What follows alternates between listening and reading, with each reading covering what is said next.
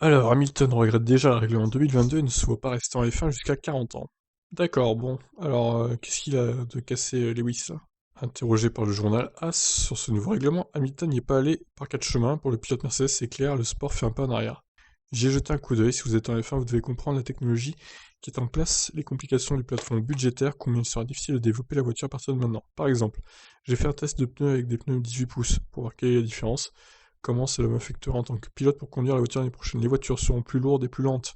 Je pense que c'est un pas en arrière.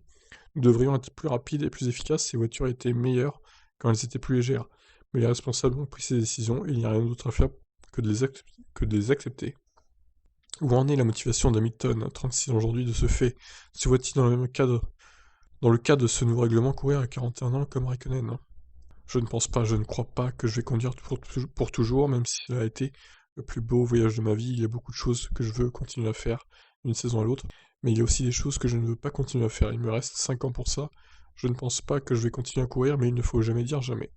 Et quand il arrêtera de piloter, Hamilton restera-t-il dans le paddock? Il semble déjà viser un poste relatif à la diversité, son grand engagement. Je suivrai toujours de près la F1, cela a été ma grande passion et un privilège de faire partie de ce sport. Je suppose que lorsque je le quitterai tout de suite, je ne regarderai pas beaucoup de courses parce que j'aurai envie de faire une pause, mais je vais finir par vouloir y revenir parce que j'aime ça. De plus, je pense qu'en raison du rôle que je joue dans ce sport pour promouvoir la diversité, il faudra attendre longtemps avant de voir des changements radicaux, peut-être dans 10 ou 20 ans.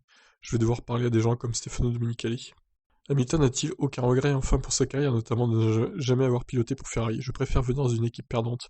Quand je suis arrivé chez Mercedes, ils étaient cinquième au championnat des constructeurs et nous sommes partis avec de l'humilité. Au contraire, les équipes de tête ont tous les records et les succès, donc les victoires y ont moins de signification.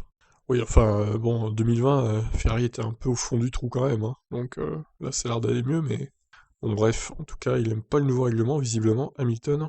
Donc, bon, il sera en 2022, mais les années d'après, ça reste à voir. Je vous laisse réagir. Ciao.